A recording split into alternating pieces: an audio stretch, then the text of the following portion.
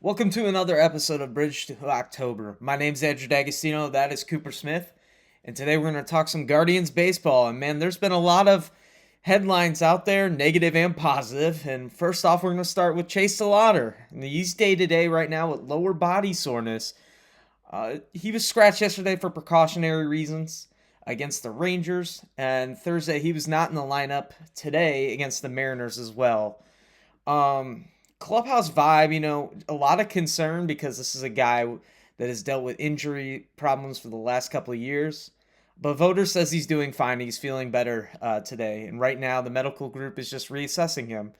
So even though with the slight concern, soreness early on in this spring training window for Chase DeLauter, Coop, do you think this is going to impact his playing time overall? Maybe starting him off in the platoon role before he gets everyday at bats, or you think he's just going to get in the jump and swing at things? I think they're gonna probably platoon him to start the season. I know that they don't want to throw him and Valera right in to the starting role, like guarantee 162 games right away. Um, but this whole soreness thing, I don't think it's that big of a deal. I think it's early on. I'd rather be really careful with him now than have to deal with, him being on the IL 155,000 times this year. So Yeah, and this is a guy that missed 138 minor league career games since being drafted in 2022. So I guarantee you this is just precautionary reasons. And you're right that them probably platooning to start the year is going to happen, especially, they've been impressed with Stuart Fairchild's at bats early on in this spring training window. And, George Valera as well. George Valera's really impressed me too, especially how his at bats have looked. But yeah, just to keep him healthy and not forcing him to start every day is just, probably ideal to start. yeah. All right. Well, moving on, Rhys Hoskins is going to make his first Cleveland Guardians start in spring training tomorrow with Edward Cabrera on the mound for the Cubs. Coop, do you think he will be the opening day first baseman for the Cleveland Guardians? I don't think he'll be the first baseman. I think he'll be in the lineup. I think he's probably going to DH. I'm going to give Kyle first base duties game one against Mariners. um, I think the Mariners' rotation's all right-handed pitching, right? So Yeah. Mm-hmm. I think we're going to see a lot of comments are just going to start every single game. And I still don't know what to do with CJ Kafis because, especially that first series, it's just all righties and he's a lefty. So um, I don't know. Do you think he's going to start in AAA, or do you think they're going to bring him up Yeah, I think he's for that locked first out right series? now. I think he's You think locked out so? right now. Especially if Rhys Hoskins performs how Rhys Hoskins can. If he can be that veteran bat that can string together, a power hitting season with 25 plus, I think his playing time is going to be very limited with the emergence of George Valera and Chase Salauter. It's going to be interesting how this plays out because for me, CJ Kafis is a guy that has all the tools and the talent, but they want Kyle Manzardo to play more. They want Kyle Manzardo to get his at bats against left-handed pitching this year. That's what it kind of seems like because today in the other game he's played, he's faced left-handed pitching more often. So I think that's a signal to me that they want him to play every day. And obviously, I think that's what this team needs is for him to play every day because he does bring the power and he brings the upside that this lineup needs and just the length in general. It just looks like a better ball club with him on the field. Yeah, Not 14 in pounds of muscle. I Yeah, mean, I'm not in really the excited to field. see how that pans out. Yeah, me too. And I mean, this is a guy that hit 27 home runs last year with that muscle growth in year two of a full year of Major League Baseball. I'm excited to see what adjustments he makes and what kind of growth he has.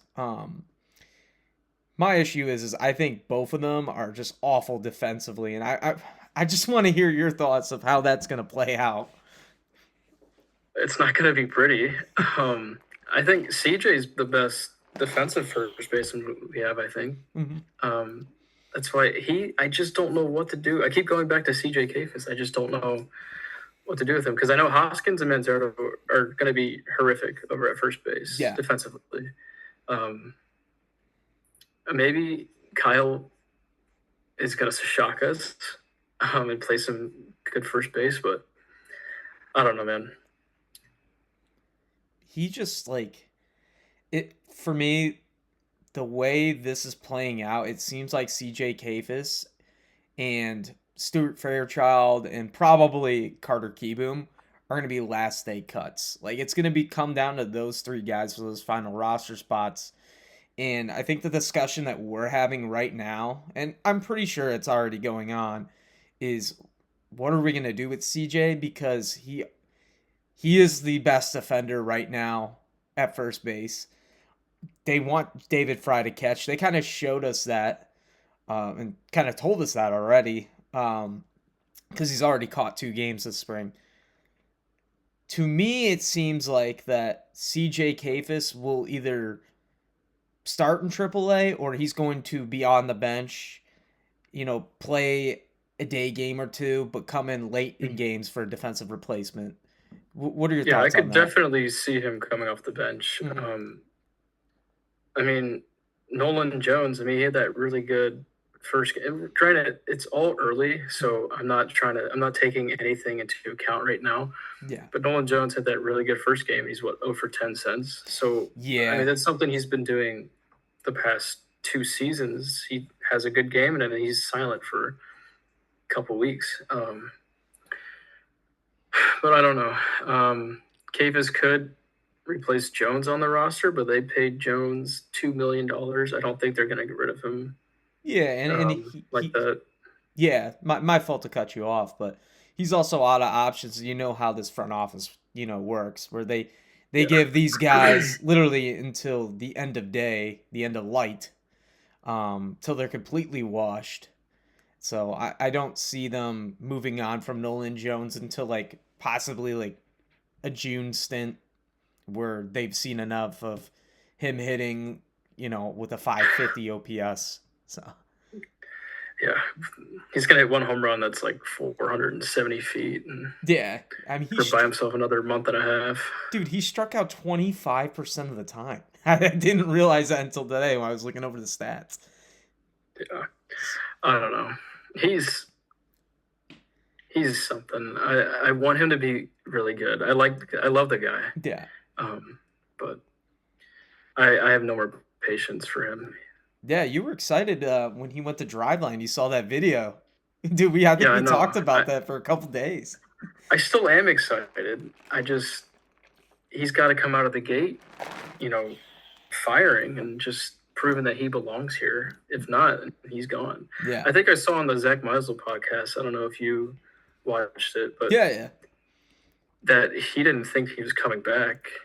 Like he had his bags packed and he was shocked when the Guardians said to come on back and we'll pay you $2 million to do it.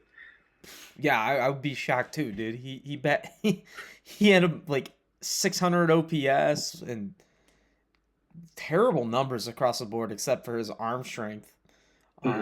But he also did hit the ball really hard. I don't know if we've looked at his savant enough to know that there is some talent there. It's just it all needs to come together. Yeah, I know he's hitting the ball really hard the first half of the year, but I think he kind of stopped almost doing that the second half of the year. I know he had that one good week against the Rays and Mariners where he tied the game up, and that 350-foot throw against the Mariners to get Rosarena out at third. You remember that? Mm-hmm. Oh, yeah, dude. Yeah. Dude, that Mariners series was crazy. He's kind of a cannon for an arm, but that walk-off sac fly when Rocchio slid into home. That game was wild. That was electric. Yeah. What else is electric? Travis Bazzanas. He hit his first home run, and man, did he make an impression yesterday against the Dodgers. Hitting a 3-run home run that went 423 feet off a pretty damn good reliever of the Dodgers, too. Coop, if he has a good WBC, and, he already had a, respectable numbers right now, 2 for 8 in early going in spring training. If he is a good WBC, do you think this accelerates his, trajectory to the majors? Um, I'm not entirely sure. I don't think he was making the club out of spring training, anyways. But we were looking more at like a May or June call up. I think he's probably going to be in April, late April, early May, Yeah. especially if he has a good WBC. Is there any chance you think he makes the opening day roster? Like if he goes out and hits like 370 for Australia, a bunch of homers and plays good defense, do you think he makes the opening day roster? Or you think they put that thought in his head? I don't think so. I think the only way he makes the opening day roster, man, is if Brian Rocchio or Gabriel Arias get hurt. Or if, like, some odd reason that, like, he hits, like, 750 in this, like, in this WBC with, like, 6 home runs. I think that's the only way he gets called up. It has to be, like, something crazy. And you know how they like to manipulate service time and all that sort of stuff. This franchise is known for that. But I totally agree with you, man. I think an April call up is probably what's going to happen. It just reminds me. Remember the Owen Miller situation a couple years ago where he like raked in spring training, he was batting like 400, and they waited to call him up until like somebody got injured. Owen Miller. It just reminds me of this, man. It really does. Yeah. No, definitely. I want to be patient with him, because I don't want to rush anything, but I think he's ready. Yeah, I mean, I think he's ready. I think so too, man. He turned on a pretty damn good sinker. Yeah, it was 98 miles an hour. Yeah. He put it 430 feet over the wall. Yeah. Center field. And like in limited time too, with the injuries that he had, I think that we got robbed of seeing Travis Bazzanas late last year if he wasn't hurt. I mean, he's got an 813, career OPS in the minors in limited amount of games, and I think it would be a lot better if he was healthy. But he showed some pretty good plate discipline too recently with the high, he's got high walk rates, which I was surprised about going through his page. But what do you think he needs to improve on? I don't know. I think he just needs reps. I think we haven't seen a lot of him. And then it sucks that it's awesome for him. He's going to go represent his home country, but I just would like to see a little more of him with us. Mm-hmm. I don't know. He's been hitting the ball hard thus far in spring training. He had a couple 100-mile-an-hour flyouts. Yeah. Missed it by a click on the bat. Mm-hmm. Yeah, he missed a home run against the A's, I think it was, where it was the left field. Yeah. And then he got all of that one against the Dodgers. But yeah, I think we just need to see more of him. Yeah. And I wanted to ask you this question too. With Bazzanas leaving, do you think this opens up the door for Brito to make more of an impact? He homered today too. Yeah. So I'm just, Yeah, I definitely could. The thing I'm concerned about Brito is the defense, and we saw that. Was it game 1 or? Yeah, it was yesterday. He made this game, or yeah, he had 2 errors yesterday. Yeah, yesterday. Mm-hmm. Yeah, I mean, I think the power's there. He's always had a good eye at the plate. He's always taken a lot of walks, swing at good pitches, but he's also got to stay on the field. We were robbed of a full season of Juan Brito last year. I thought last year was a big year to see what we had from him. I thought he was going to be up with us in September, but yeah, it's going to be interesting. And like you said, that defense is a liability because, my God, yesterday's game, he threw that ball down the right field line. He booted like 2 really routine plays. And I mean, the Dodgers scored like 5 runs in that inning because of that. He can't. In the majors, and in any level of baseball, once they come, the ball keeps finding you. And the ball kept finding him. Yeah, he could not escape it yesterday. So I wish we had Ron Washington because I think that's the only person that could fix his ass.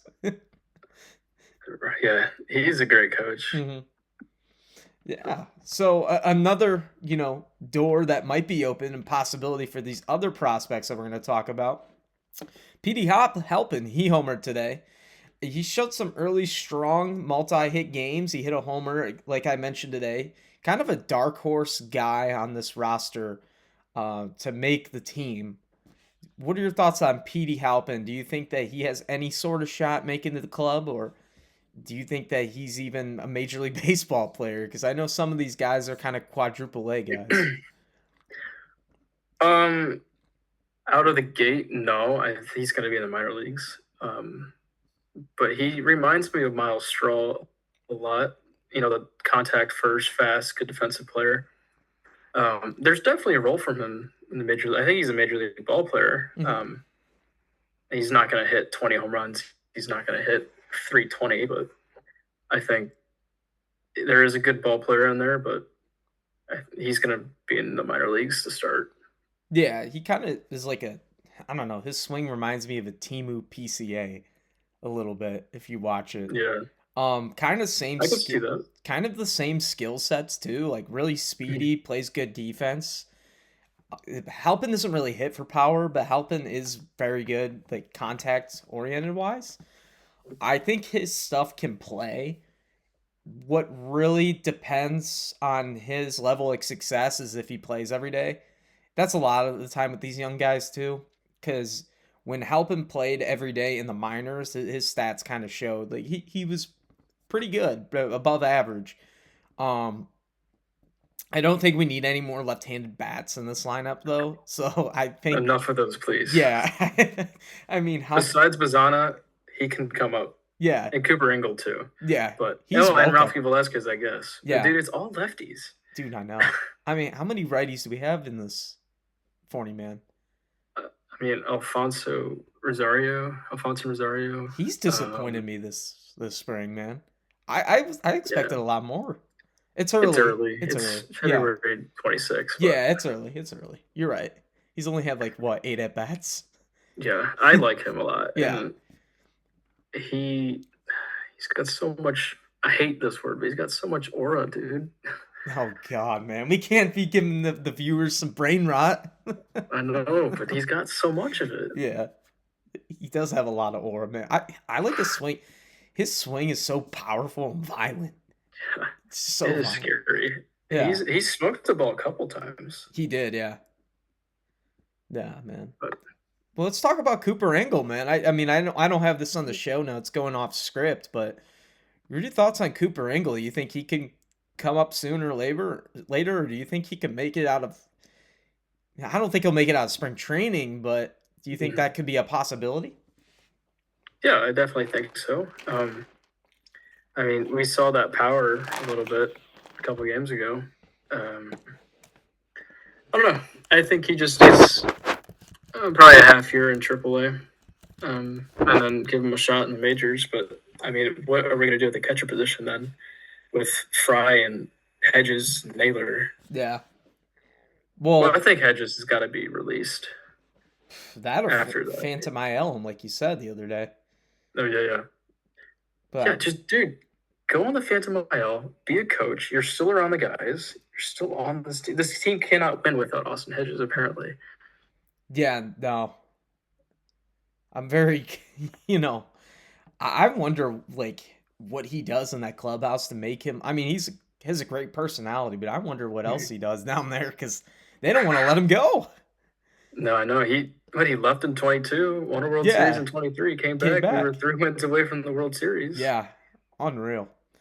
But I just want to add on to Cooper about Cooper Angle. His defensive, like his solid framing and all that, it's been getting better.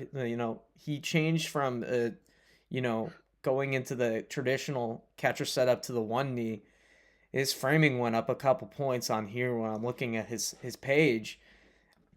Again, I think all these catchers that we have, and we'll get into catchers in a little bit. All these catchers that we have are showing more like defensive promise than a lot of these other teams in the league, and I think that's going to be a huge advantage for us. But again, we'll get that later down the road. But let's talk about Ralphie Velasquez. What are your thoughts about him so far early on in camp? Because I'm really impressed. Oh yeah, dude, I'm really excited for him. He swings the very violent bat, big guy. Where do you think he'll end up playing? Dude, they have him at first, but like I'd like him to try the outfield because I think that might be the quickest way to the Yeah. majors, right? Because Is he Kwan's replacement? he could be, and I think Kwan moving this like to center now to I don't think that's about lineup flexibility anymore. I think it's about trade value. The more I've been thinking about it. Yeah, and then they're gonna move DeLauter to center Yeah. eventually, maybe, or God. I hope Khalil not. Watson. Khalil Watson, he's also impressed me too this camp. Yeah. It's another name to watch out for. I mean, pretty swings, got some good defense, good skills. Kind of reminds me of Jazz a little bit. Don't you think? If you could have a Jazz incoming 50-50 season, do you see that? Yeah, get the hell out of here, man. There's no shots. I want to be on the drugs Jazz Chisholm's on. Did you ever? He had a 30-30, right? Not a 30-40. Yeah, he went 31-31 last year, yeah. I mean, I think Okay. out of anything, 40-40, and we're not a Yankee show, obviously, but 40-40 is more realistic than 50-50. I mean, that's like Yeah, 21 plus home runs that he wants. yeah. So Khalil Watson, Jazz Chisholm. So Yeah. Watson's gonna be a 30-30 guy. Yeah. Cool. Yeah.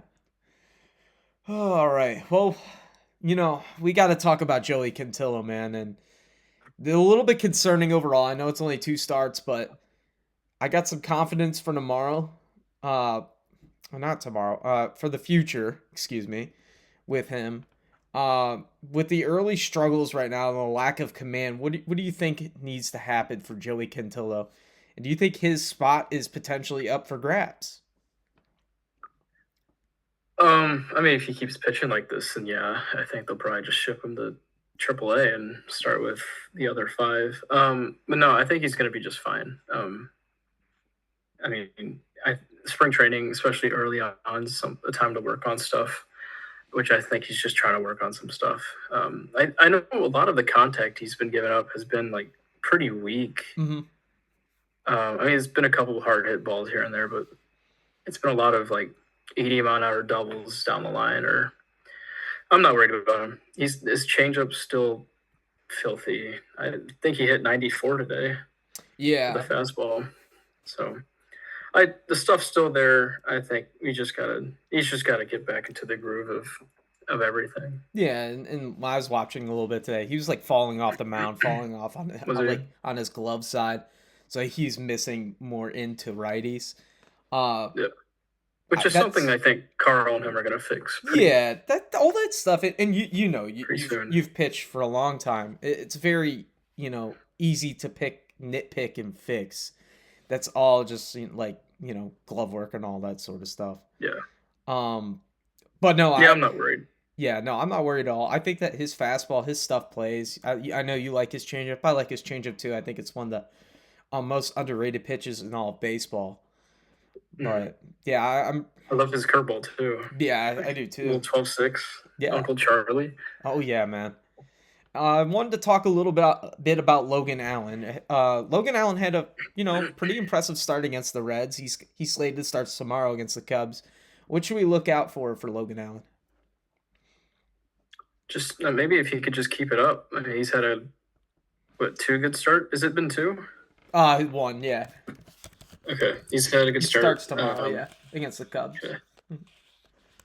I don't know. He's just pretty consistent, I guess. Like as much as we like to dog on Logan Allen, I think he's gonna give you like a 4 ERA, maybe a sub 4 ERA, and 100+ innings and 100+ strikeouts. So I don't know. I think he's just got to keep doing what he's doing. Yeah, and like for him, and even honestly, Slade is just keeping the ball in the ballpark. I think is going to be a huge thing for them this year. Both of those guys give up a lot of home runs, but Logan Allen's going to eat innings for you.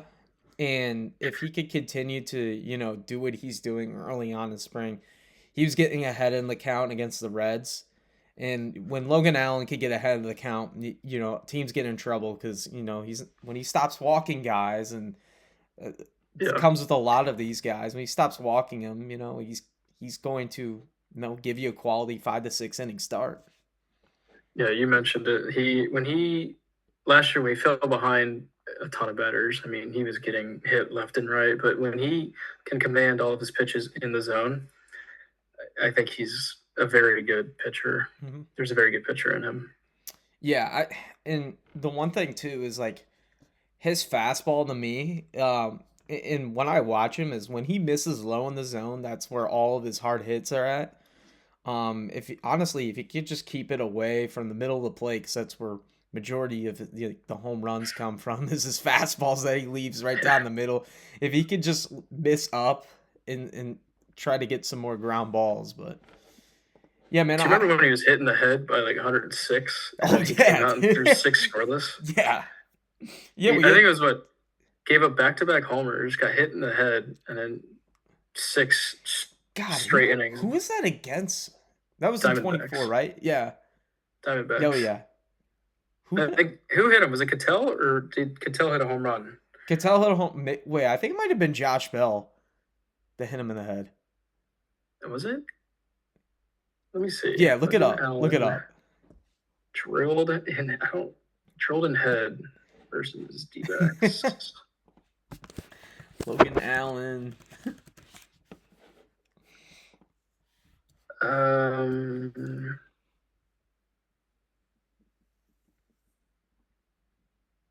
I gotta read an article. Hold on. Scroll on and find it, man. I'm sure. We'll play. I'll play a guessing game. I'll put odds are -110. I don't think you're gonna get it. Cattell. No, it was Randall Grichuk. Wow. Yeah. Randall Grichuk. He just signed with the Yankees today. Yeah, that's a guy that I was still wanting even after the Rhys Hoskins signing. It's another guy that can hit left-handed pitching, man. Yeah, it's another guy that could platoon with DeLauter or Valera. Yeah, fresh legs, man. We need fresh legs. As much as I want this lineup to have those everyday guys, when you have dudes like DeLauter and Valera that just get hurt all the time, fresh legs in that outfield is just going to help a lot. And I think you agree 100% with that. Yeah. Yeah. But Stuart Fairchild, I mean, it's whatever. If he can, maybe he's the secret to beating Scooble. Stuart Fairchild. That's been our answer all along. Yeah. Maybe he runs into one. He's been hitting the ball hard. Dude, he has. He looked kind of good yesterday against the Dodgers. Yeah. If he can, I don't know. I don't care who it is. Play well, beat the Tigers, and make the playoffs. Yeah. Well, speaking of guys that, hit well against the Tigers, Bo Naylor. Let's talk about Bo Naylor and his kind of, identity change that he's made. Since he's made the adjustment last season, eliminating the leg kick and simplifying it to like a toe tap, toe touch, he's just doubled his numbers that he had last year, batting .290, 3 home runs, 16 RBIs last September. And he looks pretty good and more comfortable in the box. And Voter even said that too in his last interview, that he expects a big year from Bo Naylor. Thoughts about Bo Naylor in going to the WBC? What do you expect from him?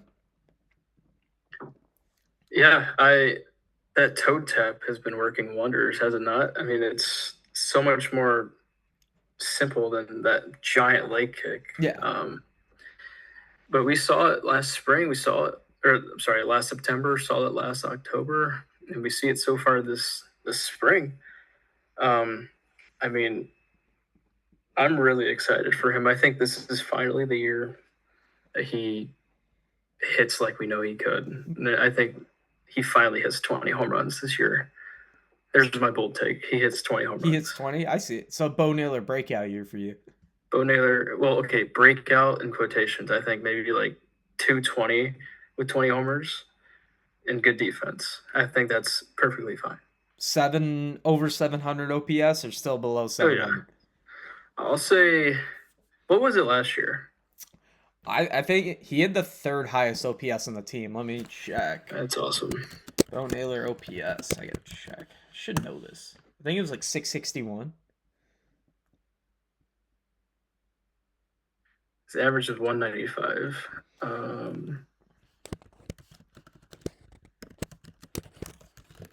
Like his baseball savant's not even that bad. No, it's not good, but like there's a good player in there. Yeah. I feel like there's always been a good player in there, but he dealt with bat lag. His 2024, he was just late on everything. Mm-hmm. He's dragging his bat through the zone. It was just a long, dreadful swing. But his OPS last year was 670. Not too bad on, or I think it might. No, I for think his career, 670. 720, 730 next year. Yeah. Or this year. But yeah, he's hitting 667 in his 3 games with a 1.167. Wait, no, I'm sorry. A 1.917 OPS. Yeah. But no, his hits, I mean, he had 101 double, mile-an-hour double, 104.7 double, 91.9 single, and then a bloop double. But his approach has been great. Yeah. And he's hunting fastballs early, too. Not a lot of these kids on this team really do. Especially, like, I think the only other one that I see is Eniel Martinez. And José usually does it, but it's usually with 2 strikes that he waits for his perfect fastball, let it rip. But a lot of these guys, especially Kwan, just take everything first pitch, all of them. But since he made that adjustment at toe tap, I mean, he just hunts everything early in the count. And honestly, as a hitter, that's where all the, like, you get all the mistakes down the middle because guys just want to get ahead and stay ahead. So I think that's also part of his adjustments that he's made. Trying to look about on his walk percentage last year. Yeah, it was pretty high. I mean, my computer's moving really slowly. While you're looking,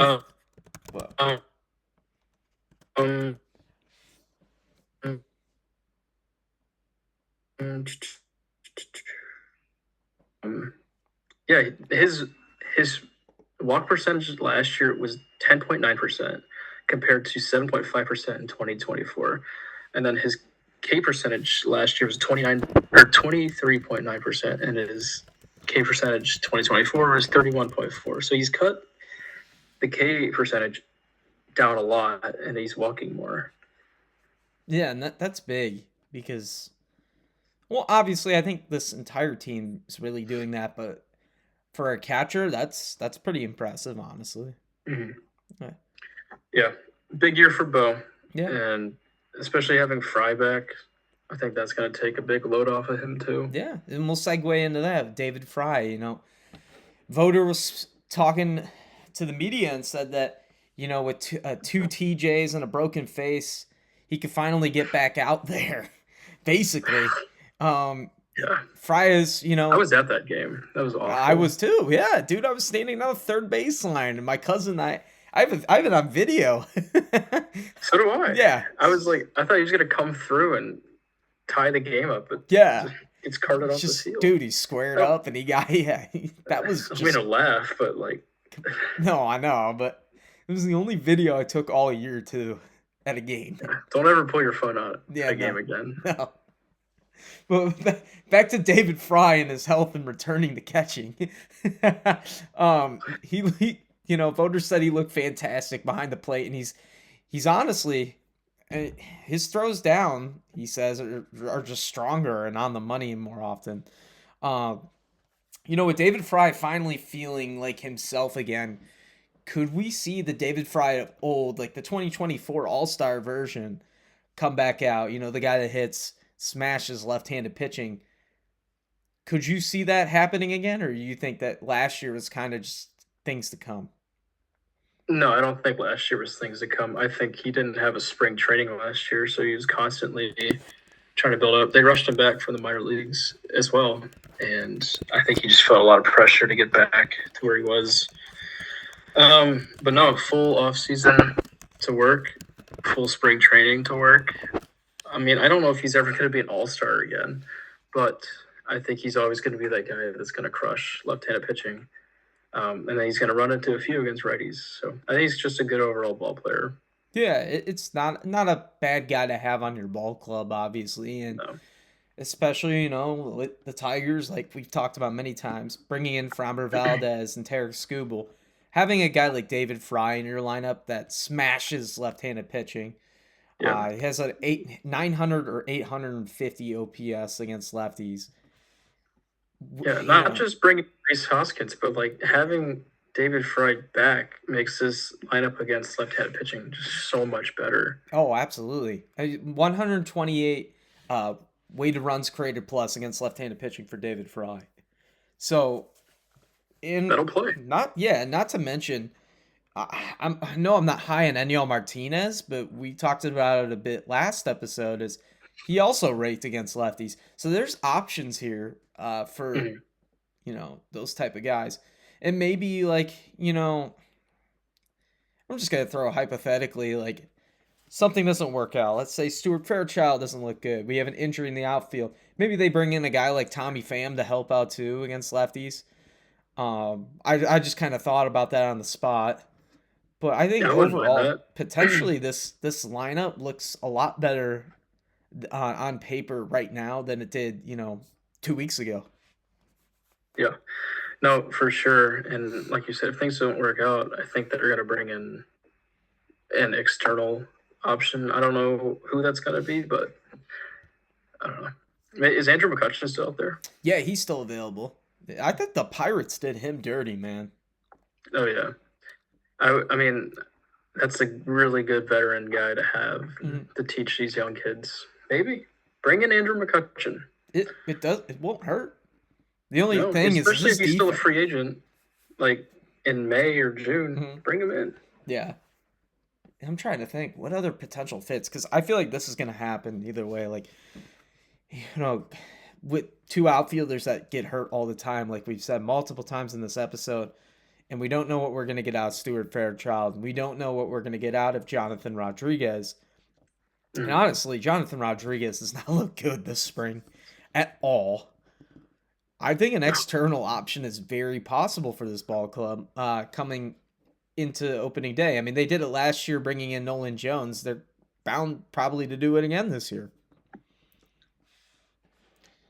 Just trying to look at the guys still available. Yeah, potential free agents. Let's see. How do you filter?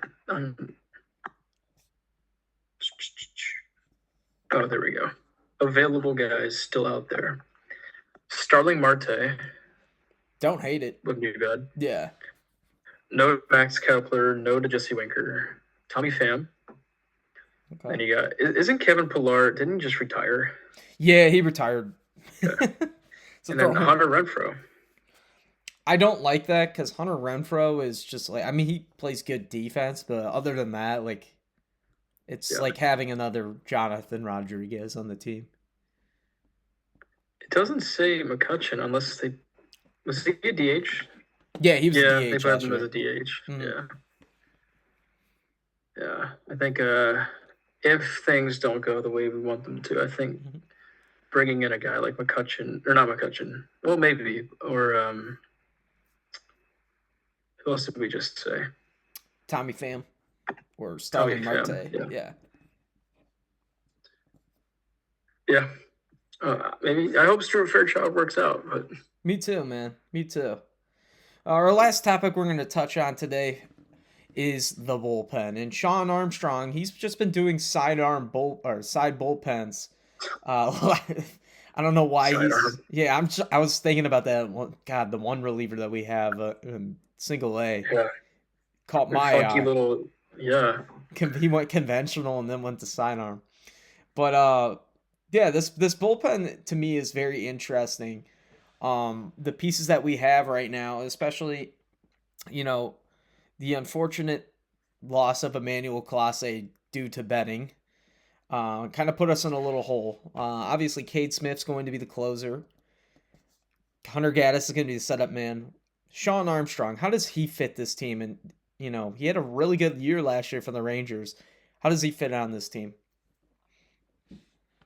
Well, I think innings like 6, 7, and 8 are up for grabs for anybody. Like I like Eric Sabrowski as the setup guy. Um, I feel like Sabrowski, Gaddis, Armstrong can plug in anywhere. But yeah, dude, if Gavin Williams gives you 5 and you got those 4 left out of the pen, I think the game's over. Yeah, I like Um, our final 3, man. I really like Armstrong, Gaddis, and Smith. I'm just like you said that's like 6th inning, those long reliever spots. Pedro Avila looked really good today in the game I watched. I don't think he makes the team, but yeah, I good don't for either. good for Yeah, Pedro.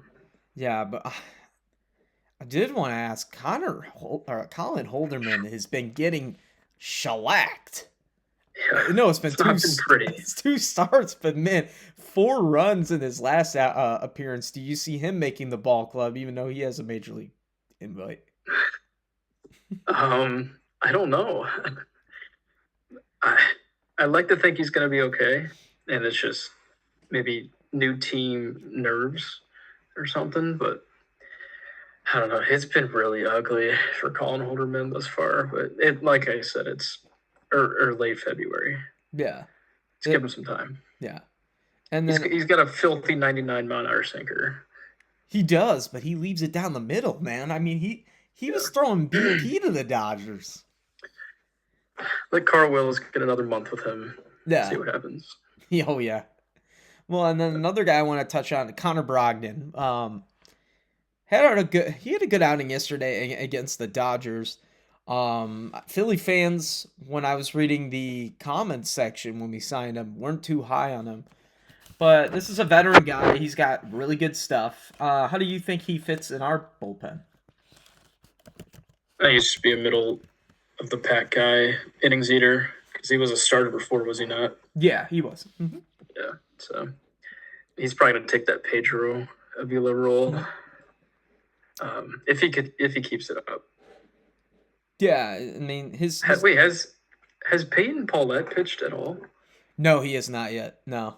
So is he? I haven't really. Is he hurt or what's up? No, I think him and Sean Armstrong just haven't had appearances yet, because they're giving appearances to all the like single A guys and all that. Yeah, because they're gonna leave soon. Yeah, like the God, who was it? Like Fernando, or like no Fred, like Amin, like Clippers closer. Yeah, it's like almost like he's like in his mid-30s. He pitched the other day. But no, Connor Brogdon, he's got some good, like really good stuff. Just taking a look at his Savant page right now. Extension Demon, because we love those guys here in Cleveland. 92nd percentile. But some good stuff here. Good changeup, high fastball velo. Mm-hmm. I could see him fitting into those mid innings.